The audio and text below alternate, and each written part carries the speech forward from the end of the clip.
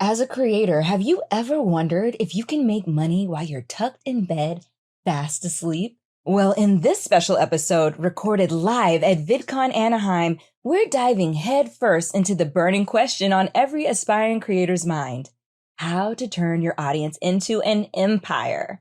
Joining us on the panel are three incredible creators who have cracked the code and taken their online presence to a whole new level. Afualo, Andrea Casanova, and Sophie Dossi. Our own senior talent manager, Megan Frantz, is your host extraordinaire, bringing her unique insights and creator economy wisdom. Stay tuned. A world where dreams and reality coalesce awaits. I'm very proud of what you're doing. Smile for 15 seconds out a day and make the world a better place. Welcome to Everything is Better with Creators, brought to you by Whalar. Join us as we dive into the latest trends, news, and strategies shaping the creator economy and learn how it's driving innovation and change. Hi, everyone. I am Megan Frantz, Senior Talent Manager at Whalar, which is a global creator commerce company. We specialize in brand partnerships, talent representation, technology, and Web3 innovation. I'm super excited to be moderating today's panel, where we will be learning for creators who have mastered the brand deal how to turn yourself into the brand. We have an amazing panel of ladies. Would love to introduce them. First, we have Sophie Dossi. Sophie. Andrea Casanova. And Afualo. Thank you so much for being here with us. To start, would love some quick intros, what platforms you're on, and then a little bit the elevator pitch for your brand, your business. What are you selling? Sophie? Yeah, so I'm Sophie Dossi. I basically started off on America's Got Talent. I did contortion on America's Got Talent, and I shot a boner with my feet. It was a great experience. I had a lovely time on there. Made it to the finale. From there, I took that platform that I had and started a YouTube channel. That YouTube channel, when I first started, was just kind of for fun, and it was just, I loved making videos, and it was just fun for me. And then slowly over time, I started doing a lot of collabs with people and doing a lot of stunts with people, things like that. And slowly over time grew this amazing audience and amazing group of people, and was able to then start performing all over the world, start contortion classes for fellow kids that want to start contortion or gymnastics or do stunts, things like that. And yeah, and now I'm here. Hello, everyone. Good afternoon. My name is Andrea Casanova. I'm originally from Venezuela, and I am an immigrant entrepreneur. I started my business once I moved to the U.S., and I am a content strategist. I specialize in vertical video content. And I started out on TikTok a couple of years ago. I actually used to strategize for TikTok and lead user acquisition for them, so essentially downloads. I see one of my fellow coworkers at the time, Taylor, over there, so shout out to Taylor. And essentially, I realized that there was a big power on TikTok before the brands even knew what it was. Everyone was like, oh my gosh, that's banana bread and dancing.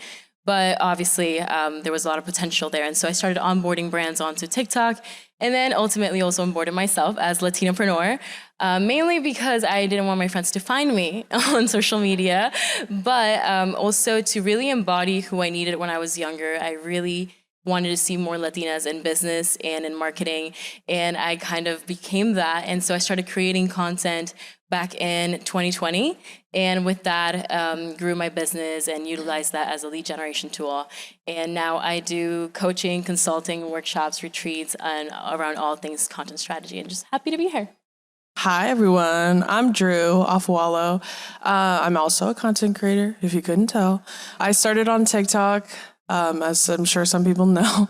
I basically terrorize terrible men on the internet for a living. Turns out it's pretty financially successful. I'm kidding, but that's basically my shtick. That's what blew me up on TikTok. I started in, I say full-time, probably like end of 2021. So I'm still fairly new. I got fired from the NFL in 2020, and then the pandemic hit, and then that's when I started making content. I originally started just telling silly stories. I like to make people laugh, so I guess I categorize myself as a comedy creator.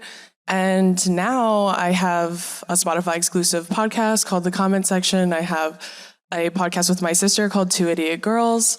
I've done clothing, I've done sponsorships, I've done the Oscars, I've done all kinds of stuff solely because of my platform. So I've been able to kind of, diversify and roll a bunch of other balls in different directions to kind of solidify myself in other forms of more like traditional forms of media. So yeah, I'm very excited to be here and excited to be with all of y'all, period. Love it. And we will have a Q&A for these lovely ladies. So at the end, think about what wonderful questions you have. First, I would love to hear, talking about revenue lines. I think we're all curious what has been sustainable to your business outside of brand deals that has really allowed you to own your own business. It feels like these days folks who have a social presence might also have a quick print-on-demand merch line.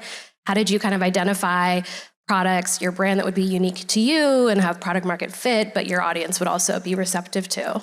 I think it's very important to figure out your niche and to cater to that niche. So like me, myself, I'm a contortionist, and a lot of people who follow me love gymnastics, love stunts. And so I started a contortion class online, a Zoom class, where people can, subscribe to it and they can learn contortion, things like that. So I think building something that is very niche to you is very important, because then it's hard to compete with it.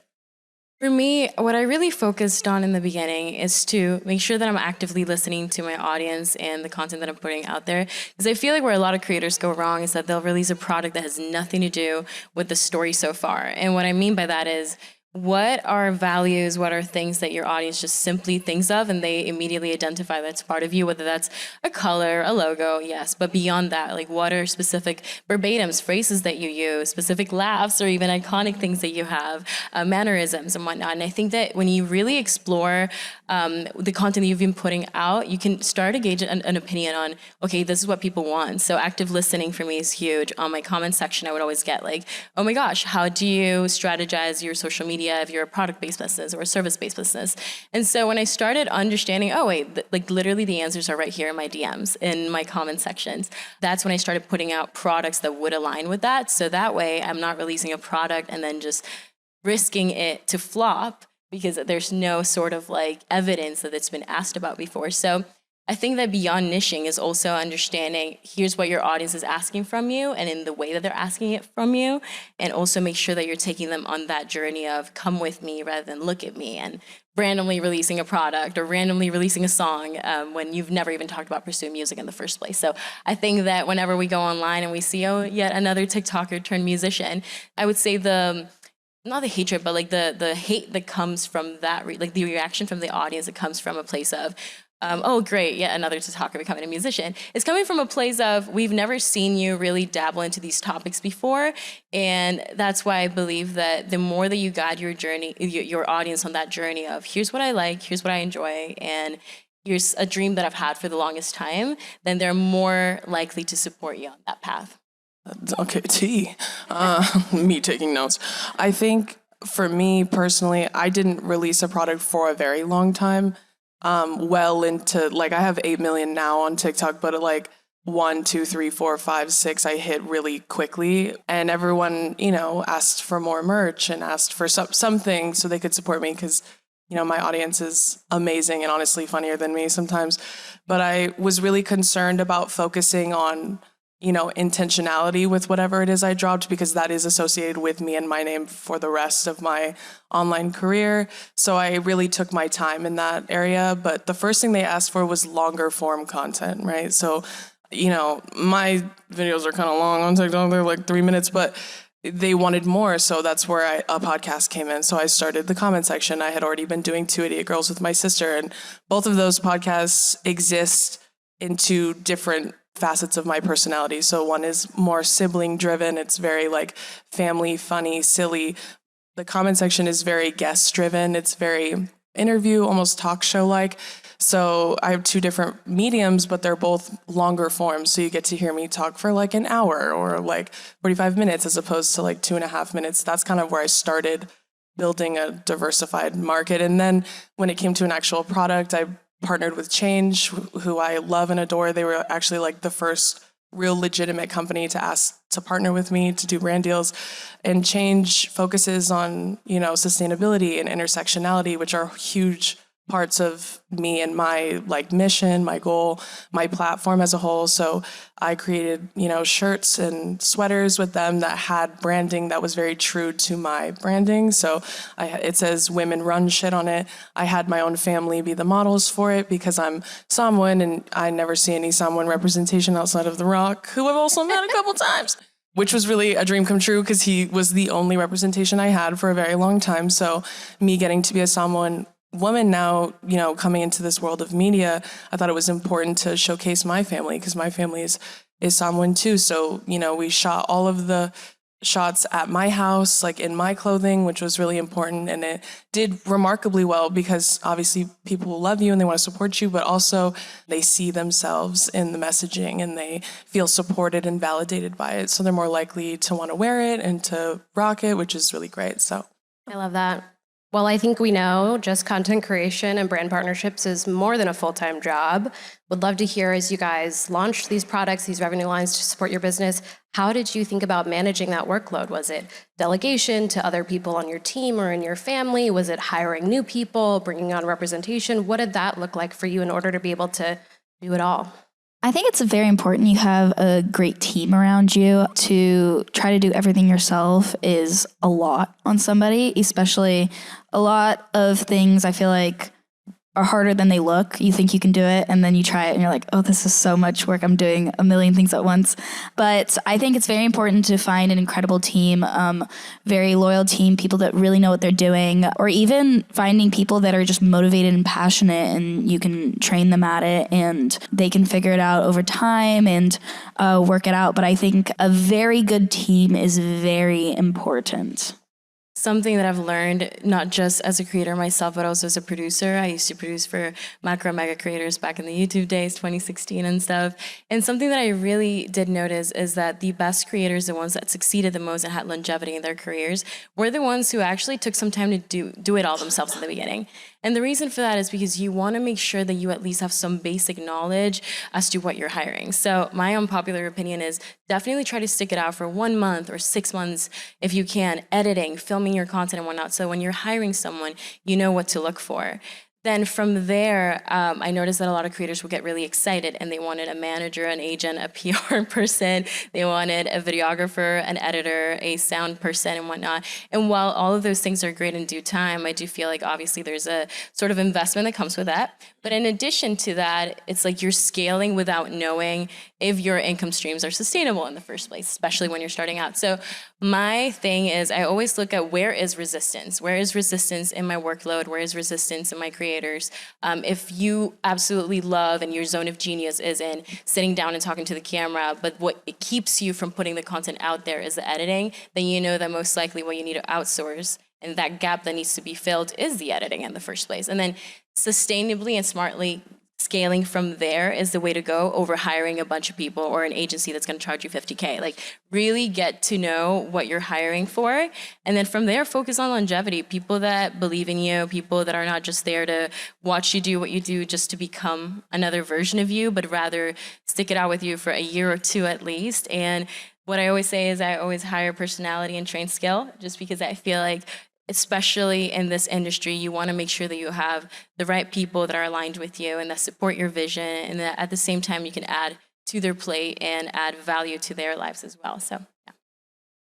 I mean, absolutely. Just like both of what they said, the team part is very important. Like having a very, very, not just a capable team, because many people are capable in this industry. It's a team that believes in you. A team that's going to take care of you, like outside of you being a creator. Not just being a creator, but having people you can trust implicitly. I mean, when I was getting touched by agencies, I was at around probably like 400,000. At that point in my career, I was growing like 100K like every other week. So I was growing really fast. I started getting more and more hits. I met with a few agencies, but only one really stuck with me, which is who I'm still with now. My agent, Alex, she's here. Shout out, Alex. But she believed in me. Like she saw something in me. She saw past, because especially like for me, my content is obviously very vulgar at points. It's very awful to see, misogynistic content can be very jarring and very upsetting to watch because of my really crass approach. I think a lot of people were a little afraid to reach out to me because I'm not considered brand friendly. If you guys remember, I'm old. I'm gonna be 28, but like back in the YouTube days, very, very, very, I know everyone's like, that's not old, girl.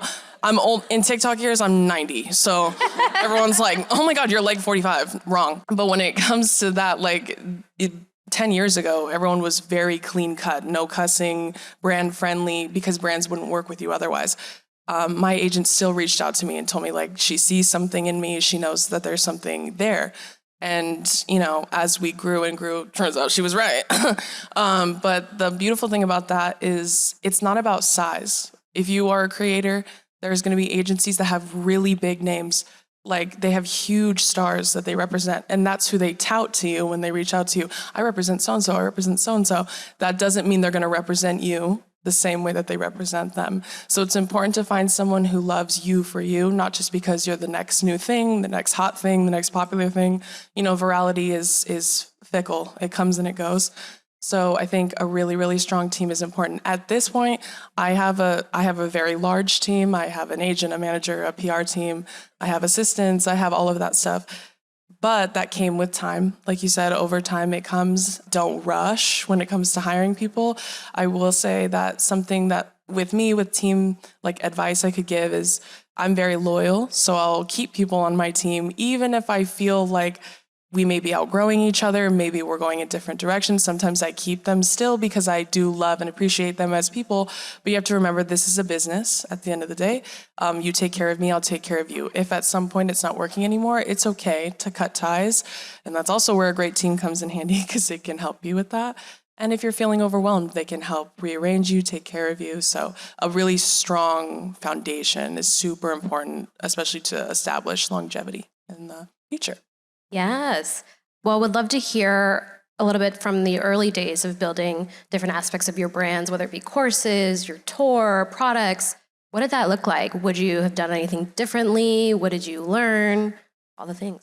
I feel like in the early days, I definitely would have taken people a little bit more on my journey and my path to do what I was doing, especially with merch and the contortion classes and things like that. I feel like I would have probably taken the whole journey and vlogged it, posted more on my story about it, things like that.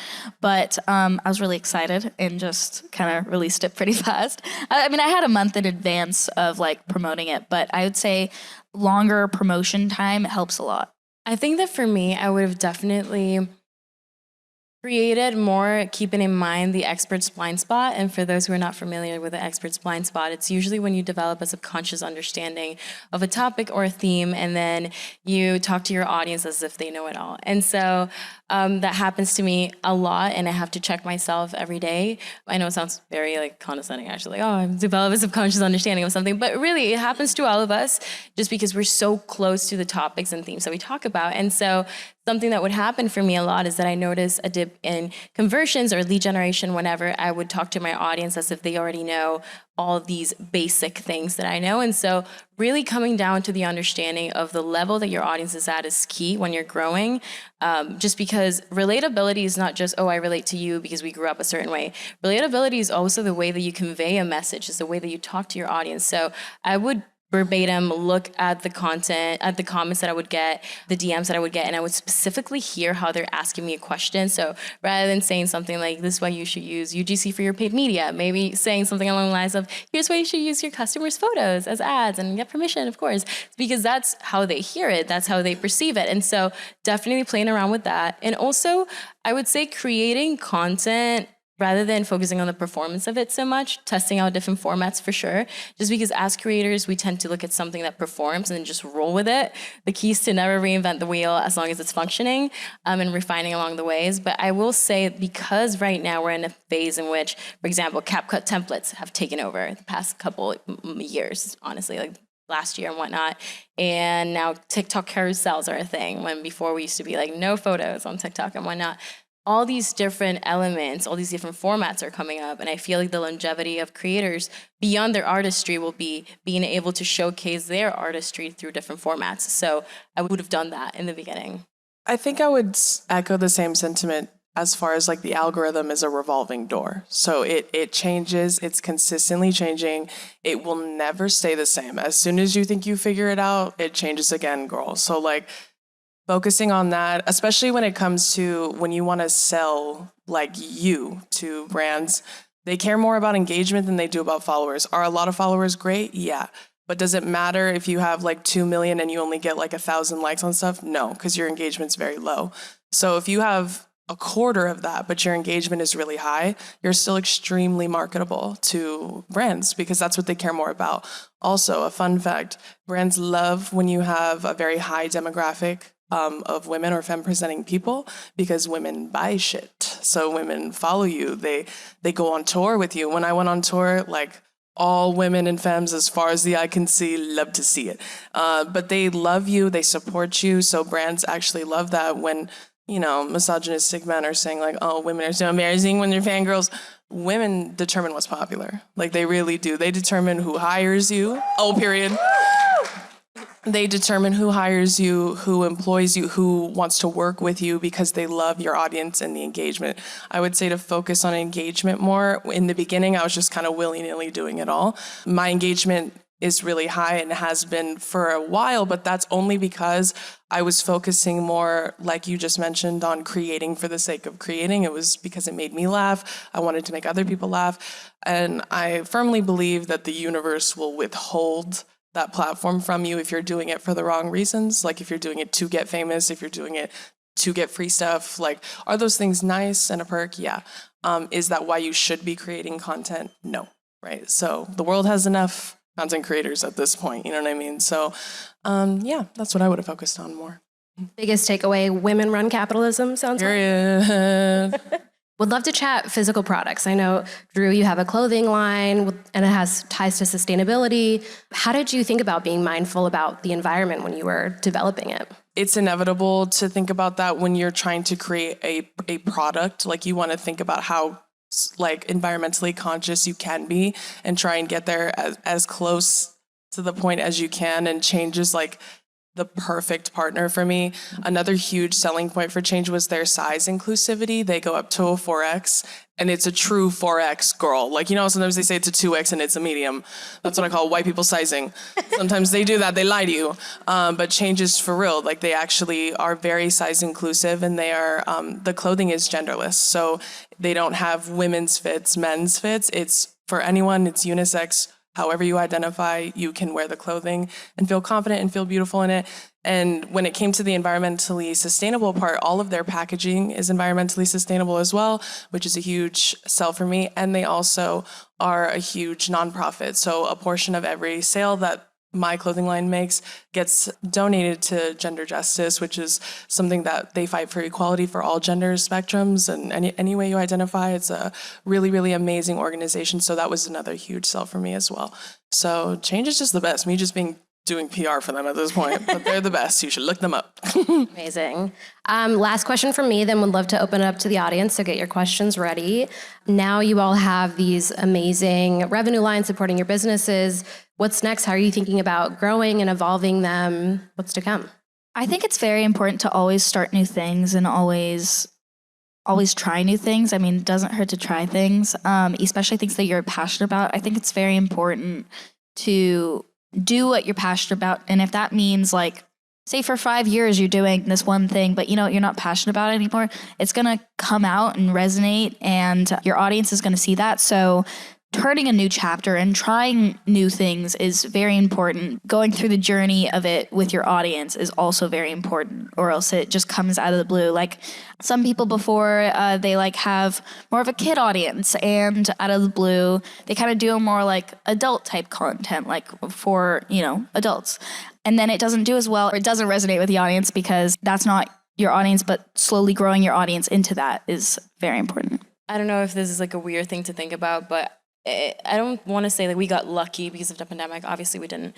But the digital landscape was changed dramatically. Culture changed dramatically. And I feel like the advancements that we usually would see within 3 years in social media marketing or all things digital came at a couple months due to the pandemic and then how much we were consuming at home. And so I think that creators are in a really good space. And obviously, I don't think that's going to change overnight. But I do think that we need to be very mindful of diversifying our sources of income and make sure that whatever it is that we're doing, we're focusing on adjacent industries or even completely different industries. Even right now, the real estate market's not great, but even that I'm thinking of investing into it at some point in the future, just because you never know when the digital pandemic is going to come. And then there's going to be a lot of sources of income being affected. I mean, we've seen a little bit of the effects of AI, which love AI. I think it's a great tool, but I do think that it's going to start at least changing perceptions to people and start affecting the market in some way. So obviously trying to stay ahead of the curve, I would say really look back at history and understand the patterns that they are, because usually everything's repeating. And so I would say definitely stay ahead of the curve, diversify the sources of income. Even if you're an entertainer or social media, like I have a lot of clients or people who just identify themselves as entertainers. So they think that they cannot have some sort of product other than merch or like a cute little, like, I don't know, card deck or whatever. There is always angles. The same way that in PR you have multiple angles and you're just one person, whatever it is that the reporter's working on, you can figure that out. It's the same thing with digital products. If you're a creator that's an entertainer, for example, I see my friend Ivan over there from Like, and he's an incredible entertainer. You'd think, oh, like what does an entertainer have to do with selling a course or a digital product? As long as you can find the right angle, maybe if you do skits, you can do a course on storytelling, on lighting, on brand building, whatever that is. Like there are so many ways, as long as you're not closing yourself off to the possibilities that are open for you. And then the second thing is a little bit more woo-woo, but it's keeping a student's mindset for the rest of your life. With the expert's blind spot that I talked about earlier, something that I have experienced in my career, and I'm 25, so definitely not know a lot. I don't know a lot about the world, but I do know a couple things. And it's taught me to just always keep a student mindset, always be open to learning and being open to just exploring new avenues, like you said, and being open to growing that publicly as well. Just because you've done something so far doesn't mean that you have to stay there and cap your growth. Definitely be open to allowing yourself to expand. Both of you made such great points. I think it's diversifying like as soon as possible. Like right when you get the platform, start thinking about other forms of media that maybe you're interested in. Like you had mentioned, you know, like everybody, I'm sure everybody knows Chrissy Schlepeka, right? She's always wanted to be a singer. Is that what she blew up on TikTok for originally? No, it is not. But she capitalized. As soon as she got the platform, she's like, now I'm going to make music because that's really what I want to do. So for me, did I think I was going to be a TikToker? No. But do I love to entertain and be like a host and tell jokes? Of course. So as soon as I got the platform, as soon as I got the opportunity, I started a show. And I gave it a very strong visual component because I want to move into talk shows. And so I started another podcast. I started doing a lot of hosting gigs, right? I started putting myself in positions to be not just seen as a content creator, but seen as like what you mentioned, an entertainer, someone who can host, someone who can be a media personality and has very individual, unique branding, and someone that people can relate to, want to watch, but then also can host and interview and all of those things. So I started trying to like diversify as quickly as possible in those realms. I think like as soon as you go viral, as soon as you establish the platform, immediately start thinking, okay, how can I start to roll other balls in different directions, because social media is fleeting. It comes and it goes. It's not forever. So it's important to, I think, root yourself in a more traditional form of media, whatever that may look like. Or maybe it's a business, maybe it's a product, whatever it may be. I have a couple of business ideas I really want to start.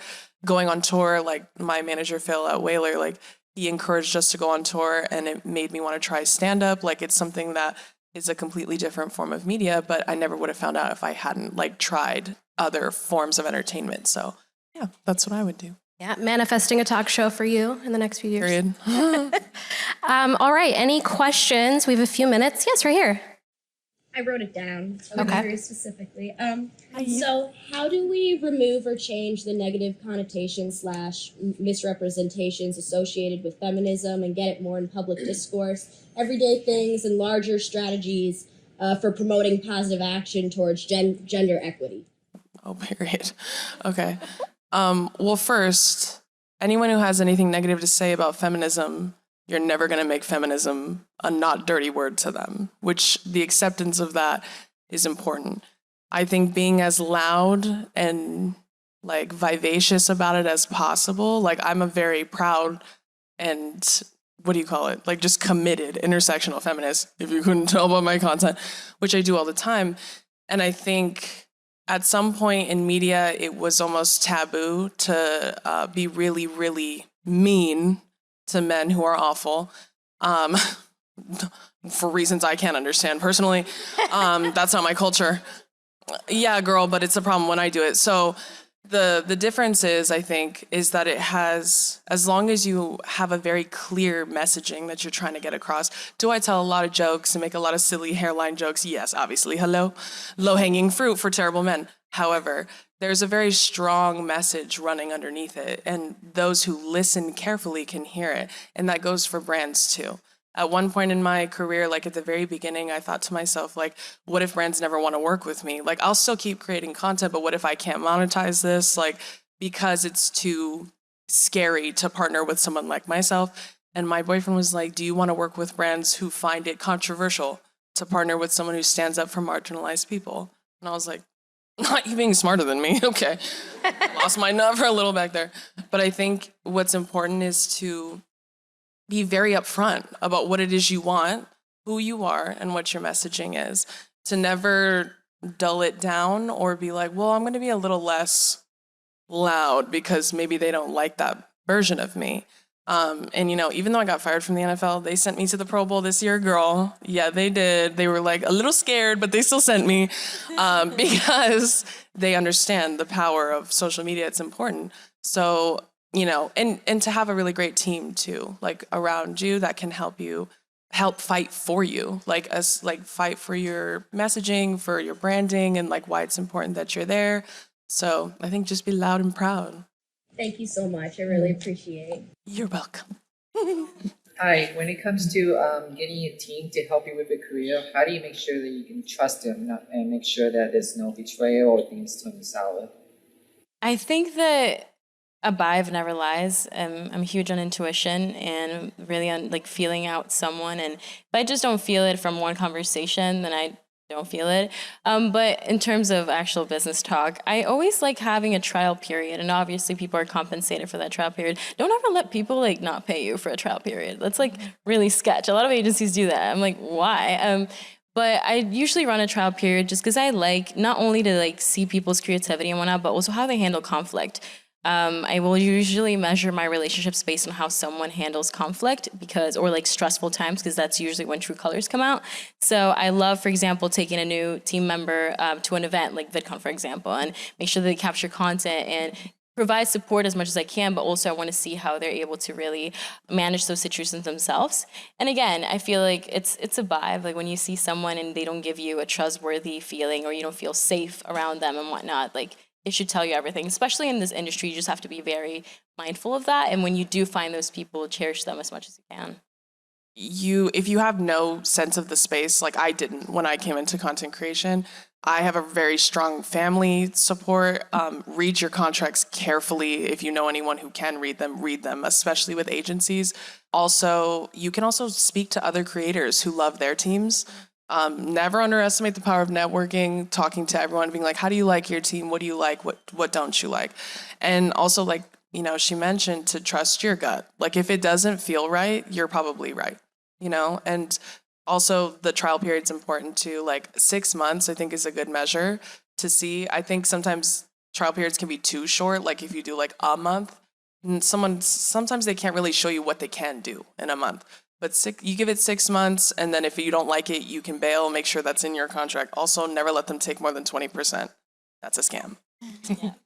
Yeah, I fully agree with you guys. I mean, I think you guys said it perfectly. I mean, first impression is a big, big thing. And then also putting them through a trial run. Maybe they have potential, but it's not quite what you're looking for, but maybe you could train them into it or things like that, or they're passionate about it where, you know, you can still work with them in another way where it's not what they initially wanted to get hired for, but maybe you have another opportunity for them. And also remember that at the end of the day, it's business. As much as I love my team and I love everyone around me, I want them to look out for themselves, and I want to look out for myself as well. You know what I mean? Like if they don't feel like they have a great work-life balance or integration, then they can communicate that to me. You know, if I don't feel like I'm being supported by them in any way, then I can communicate that. At the end of the day, it's like a lot of creators, they get super excited at the thought of a manager, an agent, or a publicist. And it's cool. I mean, I love being with Whalar, but seeing other people's experiences in the space, I'm like, I got pretty lucky that these people actually care about me. So don't get too excited when you get that contract. Don't sign it on the same day. Literally give it a week. Consult with a lawyer. I'd rather spend $200 to $600 for a lawyer to look over a contract and tell me, hey, here are these red flags that I probably would have never identified, than be stuck in a situation that's going to cost me more money in the long run. We one time had a creator who didn't want to sign to Whalar because Mercury was in retrograde, which I understand. Valid. It's got to feel right. The last piece of advice I'll give you as a rep is, it is an interview. You should really feel like they've done their homework. Reps can really only manage a handful of people. So they should know your business. They should be able to think strategically about what would level it up for you. Ask for references of creators they currently work with that they no longer work with. Ask for references from brands and agencies that they work with, because they are an extension of you. And brands and agencies will not come back to book you for work if they didn't enjoy working with your rep. So that's really important to keep in mind. Any other questions? Yes, right here. Hi, thank you guys for your time today. It's so inspiring, all of your stories. I also wrote it down. So, as creators and scaling from bottom to top, what do you value as like your bottom piece, and what do you prioritize as your top? Where is your biggest value, whether it's the team building, whether it's, getting things like contracted out? What's your bottom piece that you see as like the biggest value? And then the top piece could be more of something like that you're excited for, a new adventure, something like that. So. I think keeping your content very creative and unique is always the base. Personally, for me, having a great team around you, again, a very loyal team, people that are looking out for you, people that will help you, say, like what we were kind of talking about earlier, where if you do have to, run into things where, someone isn't working out for you very much, and, you do want to take care of them, but also at the same time, like, you do have to remember it's a business, people that are looking out for you in that sense as well.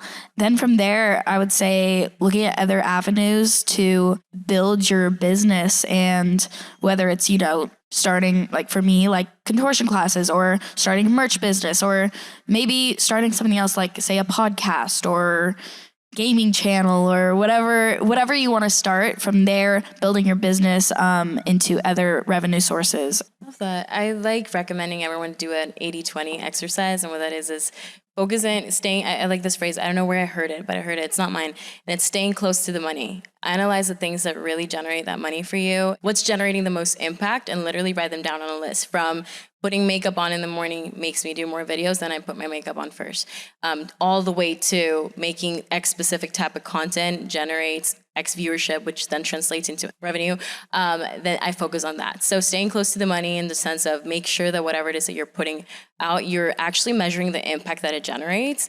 So I love doing that. But in particular, what I like to focus on and what I recommend every creator, regardless of the type of topic that they talk about, is to stand out as a key opinion leader. This is a term that is usually used in Southeast Asia or Asia in communities where they have other apps such as Red, I believe.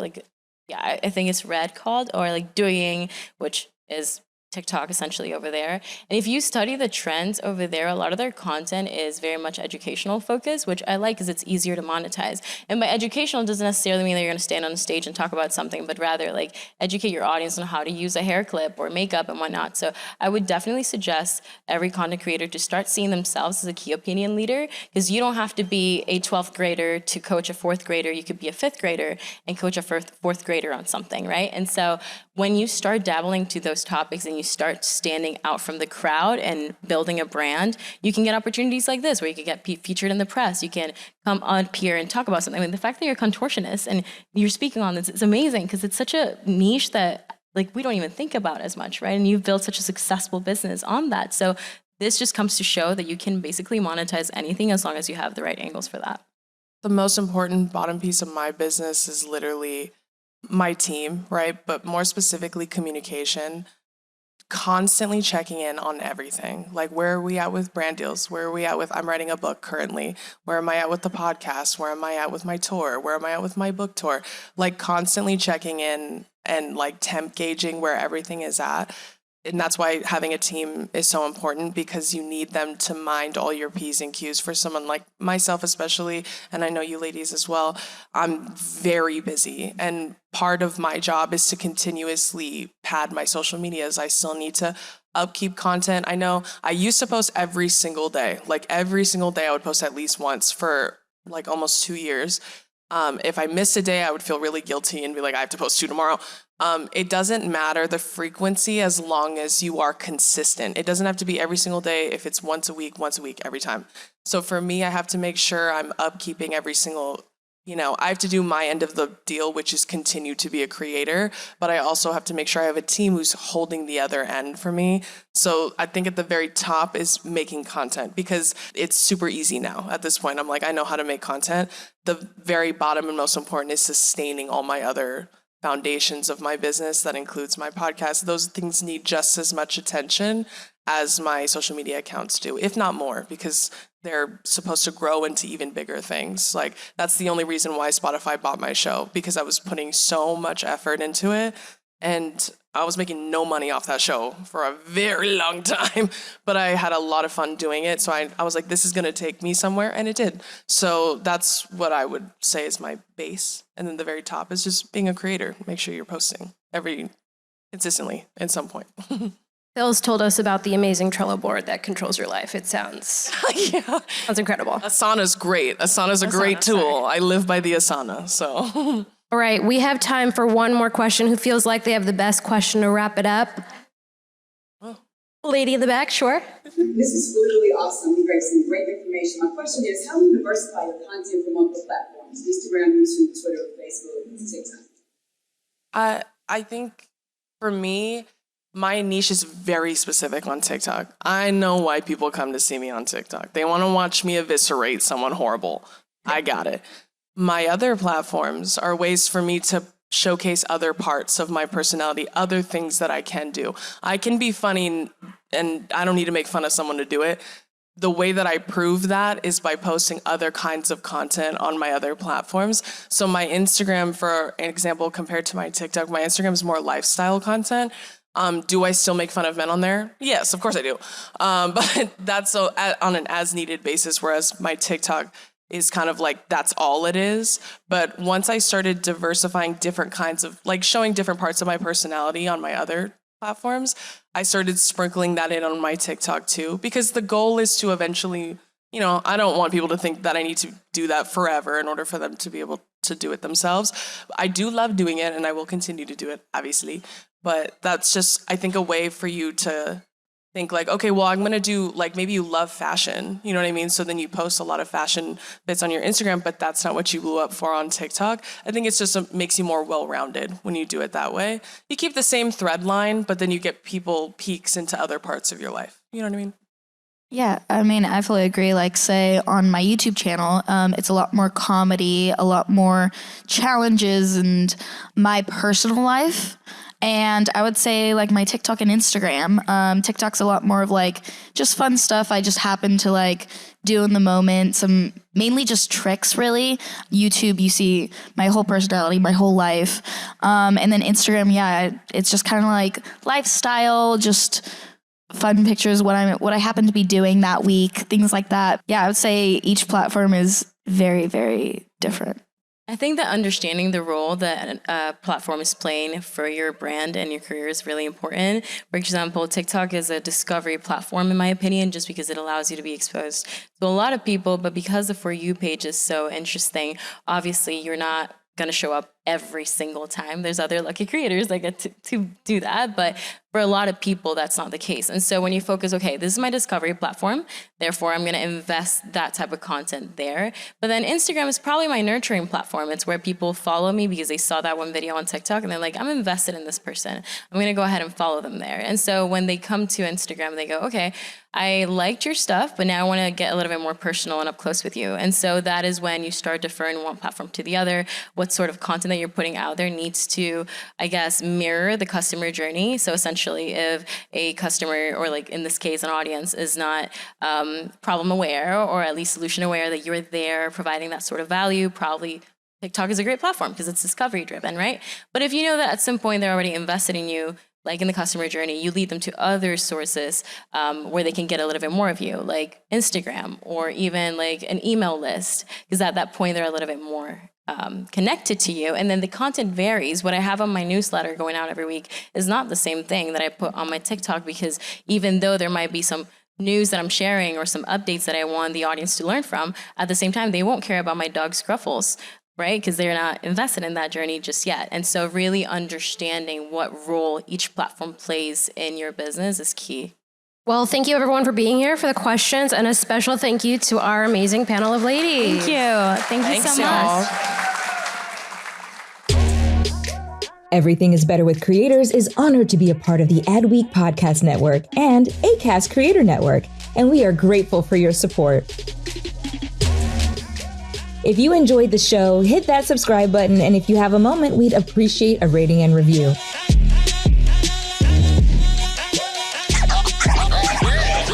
To keep up with all things Whalar and the latest in the creator economy, visit us at whalar.com and follow us on Instagram, Twitter, and LinkedIn. This is Ashley Rudder signing off for now.